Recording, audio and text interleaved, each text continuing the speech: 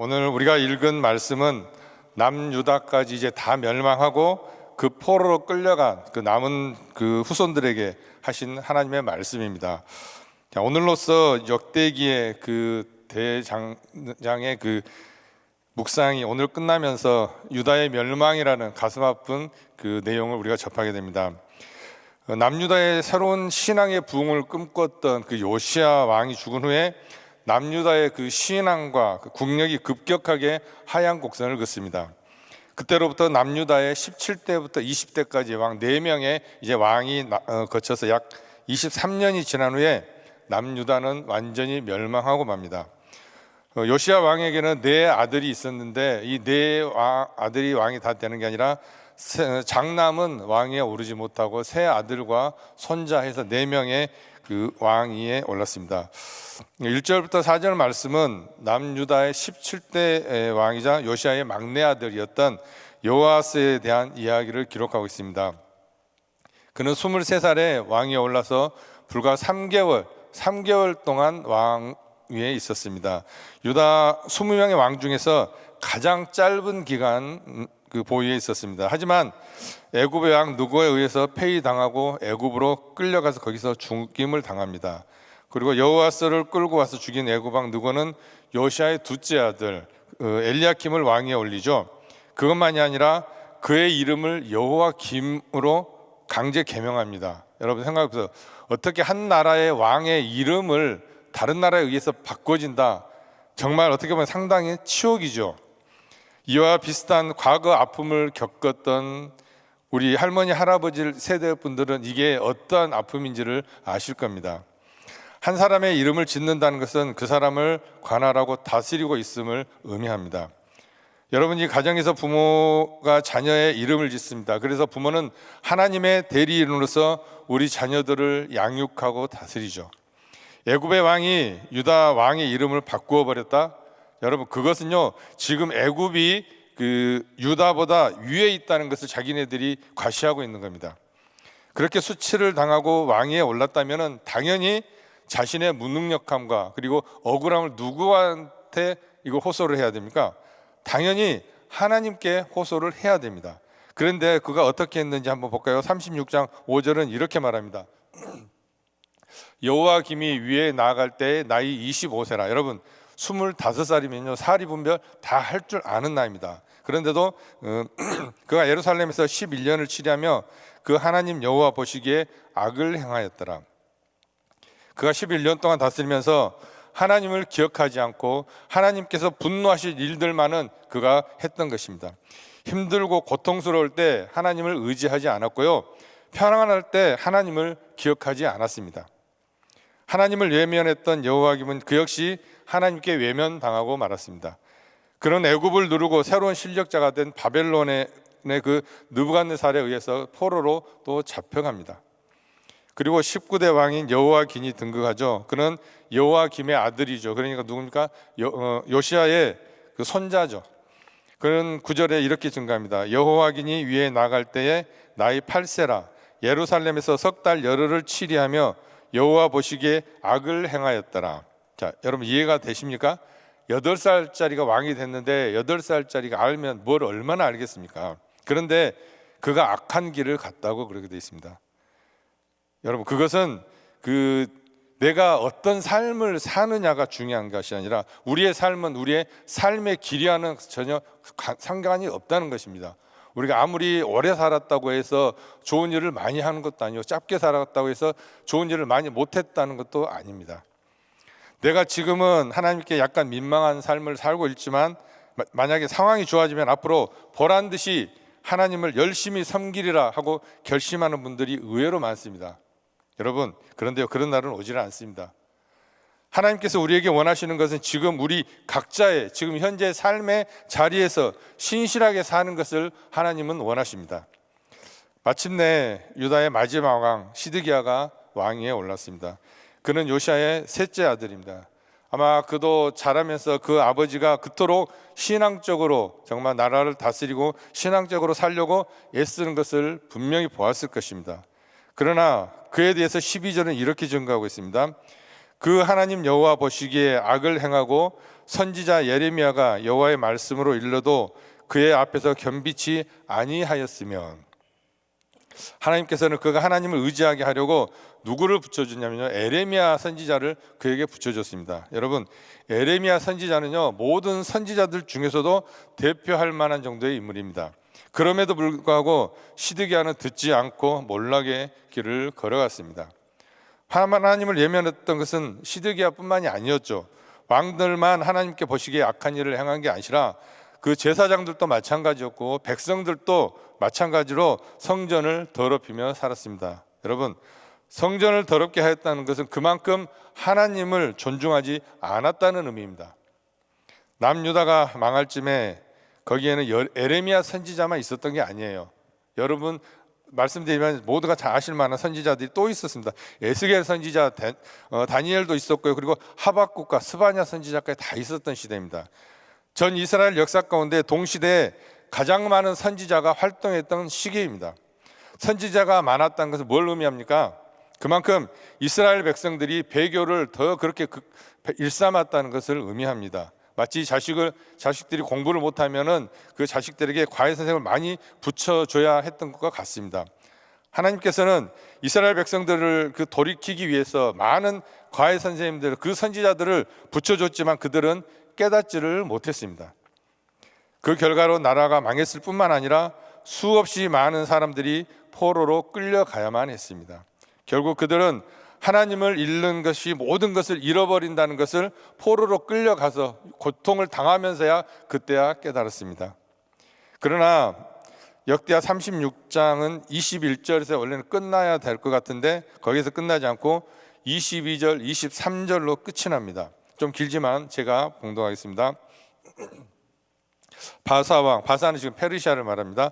바사왕 고레스 원년에 여호와께서 예레미야 입으로 하신 말씀을 응하게 하시려고 바사왕 고레스의 마음을 감동시키심에 저가 온 나라에 공포도 하고 조소도 내려가로되, 바사왕 고레스는 말하노니 하늘의 신 여호와께서 세상 만국으로 내게 주셨고 나를 명하여 유다 예루살렘에 전을 건축하라 하셨나니 너희 중에 무릇 그 백성된 자는 다 올라갈지어다.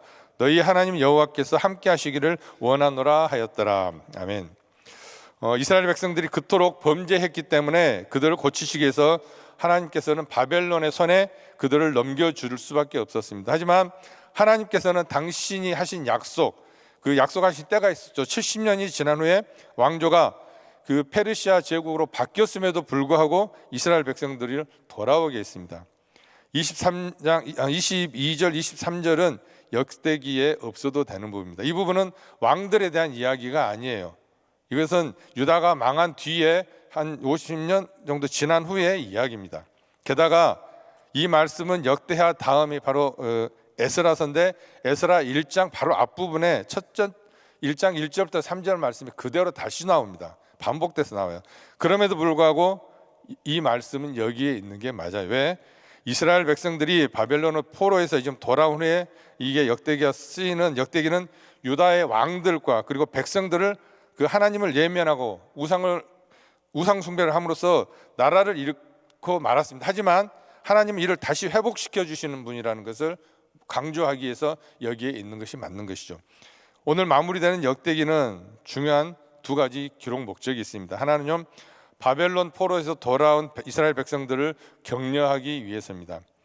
하나님은 언약에 신실하신 분이기 때문에 이스라엘 백성과 그 배신에도 불구하고 그들을 마음과 정성을 다해서 정말 본래 땅으로 돌아오게 하신 분이라는 것입니다.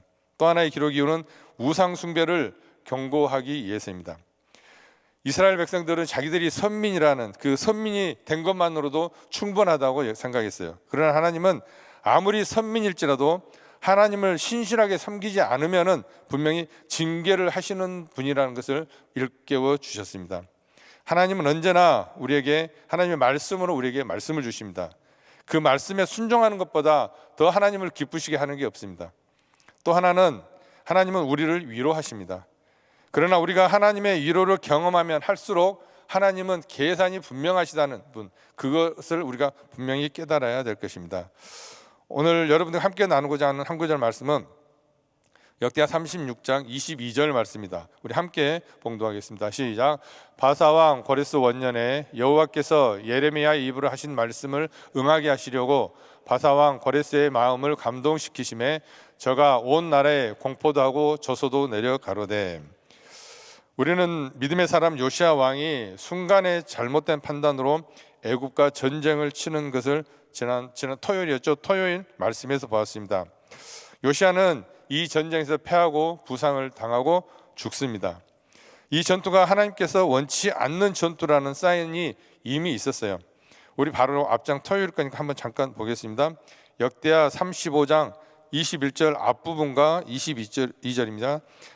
21절 보니까 느고가 요시야에게 사자를 보내어 가로되 유다 왕이여 내가 그대와 무슨 관계가 있느뇨? 내가 오늘날 그대를 치려는 것이 아니요 나로 더불어 싸우는 족속을 치려는 것이라. 22절입니다. 요시야가 몸을 돌이켜 떠나기를 싫어하고 변장하고 싸우고자 하여 하나님의 입에서 나온 느고의 말을 듣지 아니하고 무기또 골짜기에서 이르러 싸울 때에. 아멘. 느고는 그 애굽 왕의 이름입니다. 말씀해 보니까 애굽 왕도 그 유다 백성 이스라엘과 싸울 그 뜻이 없었어요. 자, 그렇다면 하나님이 그 전에 이미 많은 사인을 주셨을 것입니다. 애굽과 싸우지 말라고. 그것을 어기고 전쟁을 한 것이죠. 이 전쟁에서 요시야는 죽고 그 다음에 요시야가 죽고 난 다음에 문제가 가장 큰 문제가 뭐냐면요, 그 다음에 믿음의 왕들이 나오지 않았다는 거예요. 단 한 사람도 나오지 않았어요. 그것이 가장 큰 문제였습니다. 그로 인해서 유다가 급격하게 약해집니다. 그 나라가 그 순간부터 완전 몰락의 길을 가죠. 세상 사람들은 그렇게 생각할 거예요. 애굽과의 싸움에서 졌기 때문에 유다가 약해진 것이다 라고 생각할 수 있습니다. 하지만 우리는 알죠. 실상은 하나님을 향한 믿음이 먼저 무너졌기 때문에 세상에서도 무너진 것입니다. 여러분, 항상 영적인 세계가 먼저라는 것을 깨달으시고 여러분들이 믿음 지키시는 일에 더욱 힘내시기를 주님의 이름으로 축복합니다. 요시야 왕 다음에 모든 왕들에게 공통적으로 따라다니는 말이 있었습니다. 그것은 뭐냐면 여호와 보시기에 악을 행하였다. 이 말이 항상 따라다닙니다. 그러자 애굽과의 전쟁에서 패한 것도 부족해서 이제는 바벨론 제국이 침략을 합니다. 36장 5절 6절입니다.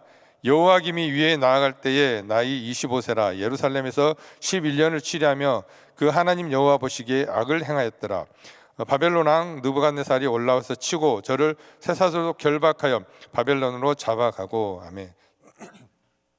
자, 바벨론 왕이 유다 왕을 포로로 잡아갑니다. 그런데 그 이유가 뭐였어요?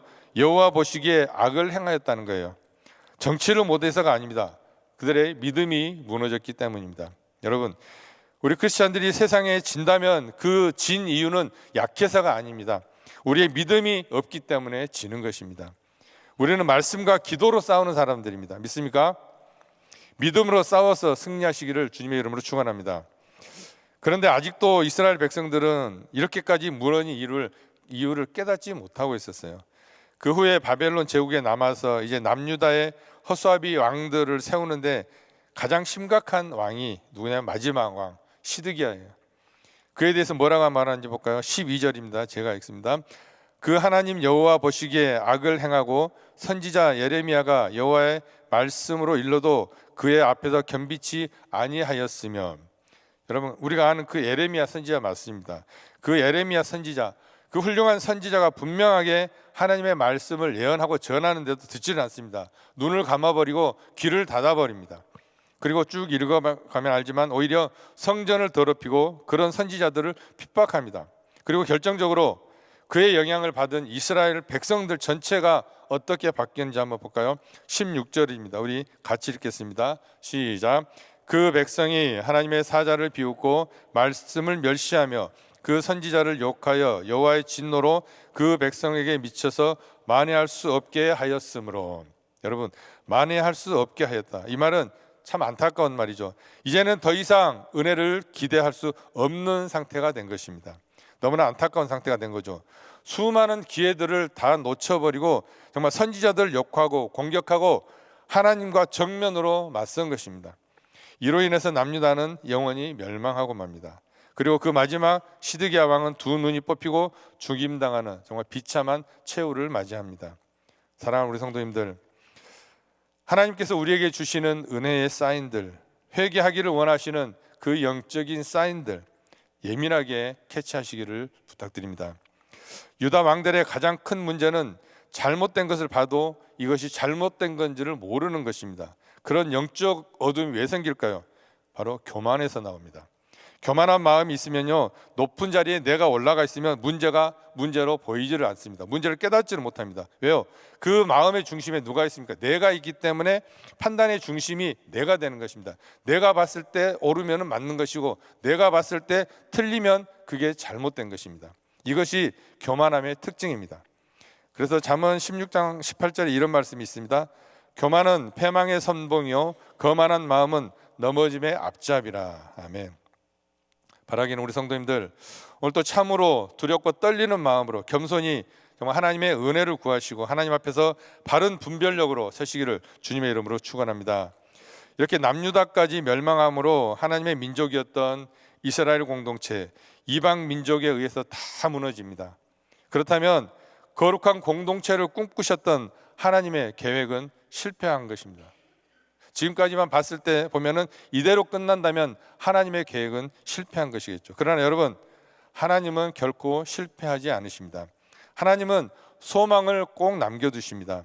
바로 믿음의 구루터기를 남겨두셨습니다. 너무나 여러분, 나무 기둥이 다 잘려나가도 믿음의 구루터기가 남아있으면 생명의 소망을 우리가 기대할 수 있듯이 포로로 끌려간 그 믿음의 그 후손들을 구루터기로 남겨두셨던 것입니다.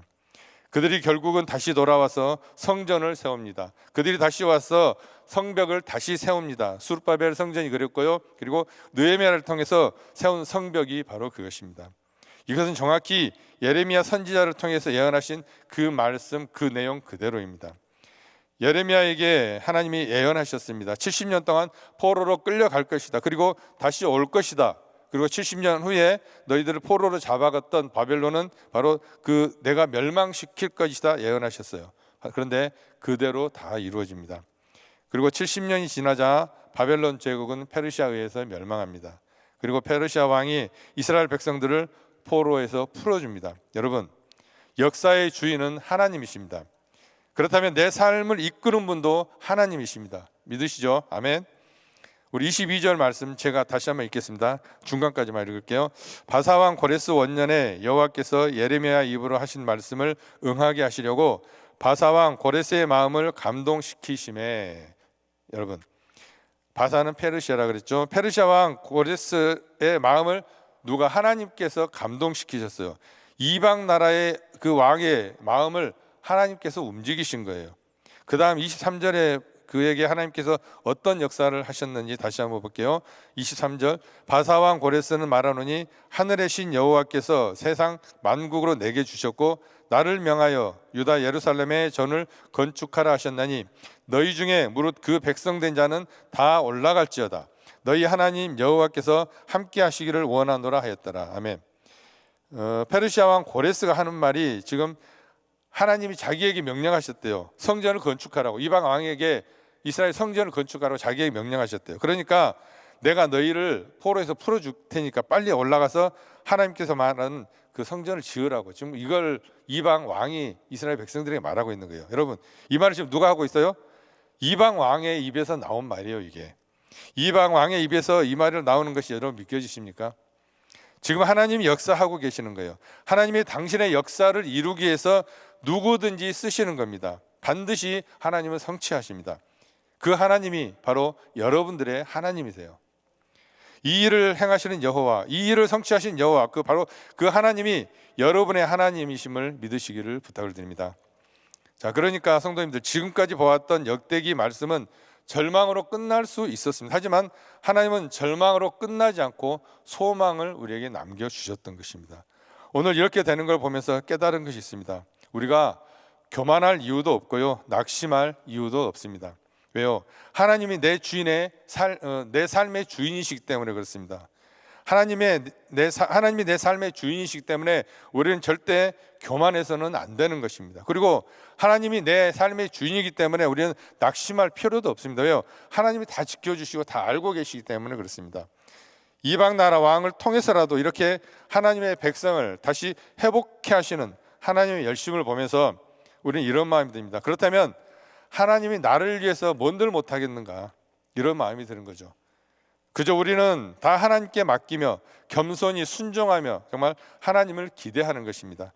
바라기는 성도님들, 우리는 실패할 수 있습니다. 나는 실패할 수 있으나 결코 실패하지 않으시는 하나님, 끝까지 기대하며 믿으시기를 주님의 이름으로 축원합니다. 기대하겠습니다.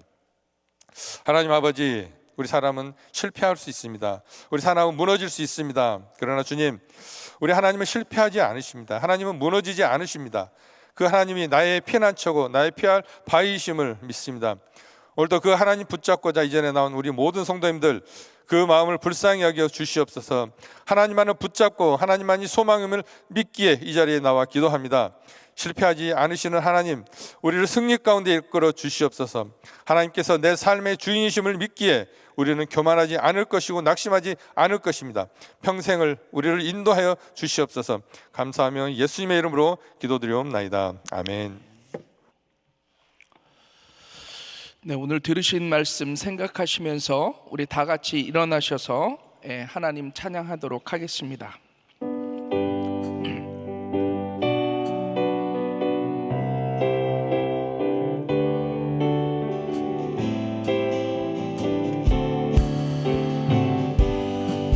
박수 치시면서 나의 반석이신 하나님, 나의 반석이신 하나님, 행하신 모든 것 완전하시니 나의 생명 되신 하나님, 내게 행하신 일 찬양합니다.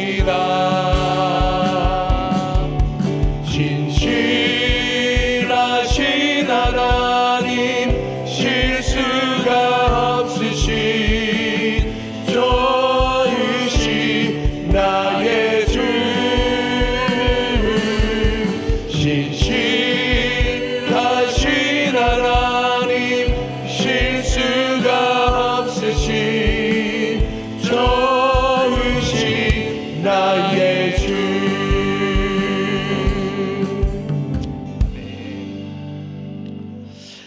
우리 하나님은 한 번 택한 백성들 결코 포기하지 아니하시는 하나님이신 줄 믿습니다.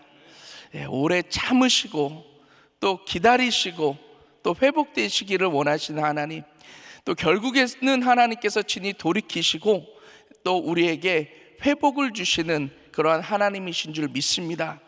우리가 이렇게 살아갈 수 있는 건 우리의 능력이 아니라 결코 우리를 포기하지 아니하신 하나님의 그 사랑이 오늘도 우리를 살아가게 하고 우리로 하여금 반드시 승리하는 삶을 살아가게 하실 줄 믿습니다. 우리 사랑하는 귀한 성도님들, 오늘 하루를 살아가실지라도 나를 바라보는 것이 아니라, 나의 능력을 바라보는 것이 아니라, 상황을 바라보는 것이 아니라 우리를 결코 포기하지 아니하시는 그 하나님과 그 사랑을 바라보며 오늘 하루도 승리하실 수 있기를 주님의 이름으로 축원합니다. 같이 기도하겠습니다. 사랑과 은혜가 충만하신 좋으신 아버지 주님, 감사합니다.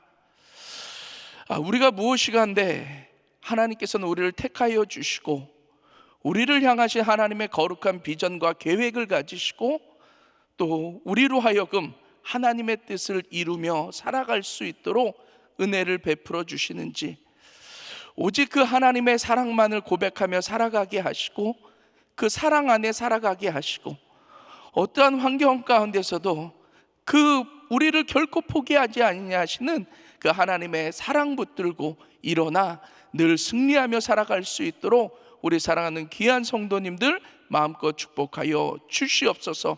어떤 문제 가운데서도 결코 좌절하거나 낭망치 아니하게 인도하여 주시고 하나님께서 늘 함께 하시며 우리로 하여금 늘 승리케 하여 주심을 늘 믿음으로 고백하며 늘 믿음으로 반응하며 늘 승리하며 살아갈 수 있도록 하나님 마음껏 축복하시고 은혜 베풀어 주시옵소서. 또 우리 그 귀한 사명 또 감당하며 살아가야 할 줄 믿습니다. 우리 사랑하는 귀한 성도님들, 늘 신앙생활하며 하나님의 거룩한 비전 이루며 살아가실 수 있도록 하나님께서 늘 강건함으로 붙잡아 주시옵소서. 혹시 육신에 연약한 자들이 있습니까? 내가 나사렛 예수의 이름으로 명하노니 강건해질지어다, 강건해질지어다. 모든 암세포는 사라질지어다, 모든 통증은 사라질지어다, 모든 불치병은 사라질지어다. 주님께서 친히 강건함으로 붙잡아 주셔서 늘 주의 사명 감당하며 승리하며 살아갈 수 있도록 하나님 마음껏 축복하시고 은혜 베풀어 주시옵소서. 또 우리 귀한 성도님들 가정 하나님 마음껏 축복하시고 모든 생업 위에 복의 역사로 인도하여 주셔서 마음껏 주의 사명 감당하며 살아가기에 부족함이 없도록 하나님 마음껏 축복하여 주시옵소서. 이제는 우리 구주 예수 그리스도의 은혜와 그 하나님의 무한하신 사랑하심과 성령님의 내주교통 충만하신 은총이 결코 우리를 포기하지 아니하시는 그 하나님과 그 하나님의 사랑 붙들고 어떠한 환경 가운데서도 우리를 승리케 하시는 그 하나님 앞에 믿음으로 반응하며 살아가기로 결단하는 우리 사랑하는 귀한 성도님들 머리 위에 가정과 기업과 자녀들 위해 이제로부터 영원토록 함께 계실지어다. 아멘.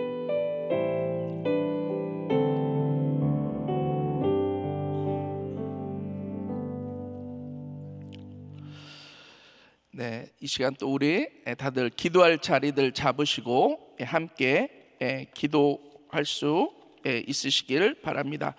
기도하실 때 오늘 주신 말씀 붙드시고 기도하시고요. 우리 한경 담임 목사님 늘 연약한 눈과 성대 위에서 하나님께서 은혜 주셔서 또 강건함으로 귀한 사명 감당하실 수 있도록 기도해 주시기를 바랍니다. 또 교회 여러 지체와 사역을 위해서 기도하실 때 우리 성가대 우리 오인석 집사님과 또 윤태중 집사님, 이성애 집사님, 정선 집사님 위해서 기도해 주시기를 바라고요. 오늘 한 분의 선교사 가정 위해서 기도하실 때 우리 탄자니아에서 사역하시는 우리 정현우, 정슬기 선교사님 가정 위해서 또 사역 위해서 기도해 주시기를 바랍니다. 이 시간 우리 주여 3번 부르짖고 같이 한번 기도합니다. 주여, 주여, 주여.